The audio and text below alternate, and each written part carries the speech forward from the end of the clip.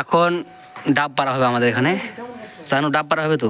হ্যাঁ এখন ডাব না বললেই দড়িটা এখন দিয়ে দেবো। দাও আমি ক্যামেরাটা করলি তুমি चोरबे এখন चोरबे मेन কথা कि ये हमें मोटा मोटी पारता है तो हम नहीं चोरता है, कहना हमको थोड़ा बहुत दिक्कत होता है। কারণ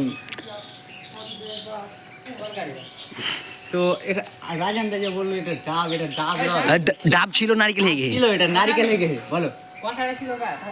কথা ছিল এনালদার। চলবে তুমি না না রিক্স লওয়া যাবে না, না রিক্স লওয়া যাবে না, রিক্স লওয়া যাবে কি না? রিস্ক লওয়া যাবে না, কিন্তু একে এই যদি ওর রিস্ক নিতে চায় তো নিতে পারবে। এটা পেন লিবে আর পেন হয়ে যাবে তোমার আরামসে।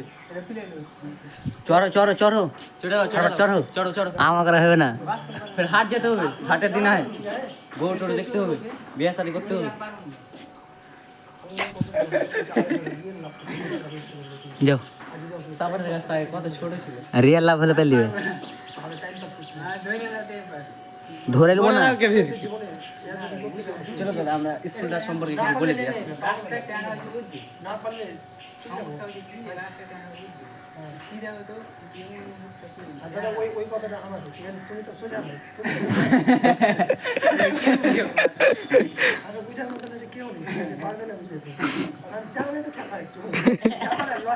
লয়ে লয়ে চট চট চট চট চট চট ले ले দড়ি মরি বাক রেডি হয়ে গেছে। সম্পর্কে কিছু একটু বলি আমি। হ্যাঁ তো শাহানুর গে স্কুল এটা বলো। এটা স্কুলে আমি এসেছিলাম ক্লাস 3 তে, তো চলে আসে ক্লাস 3 ক্লাসটা আপনাদের সাথে।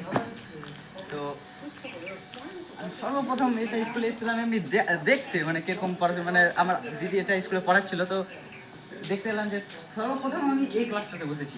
এই ক্লাসটা সর্বপ্রথম মানে এই ক্লাসটা ছিল আমাদের একদম মজার ক্লাস।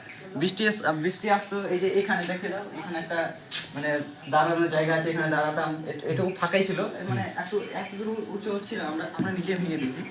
দিয়ে এখানে ছোট ছিলাম তো বুঝতে পারছেন, ছোটতে খেলতে লাগলাম, চক গুঁড়া করে দিলাম, দিয়ে একদম খেলতে লাগলাম।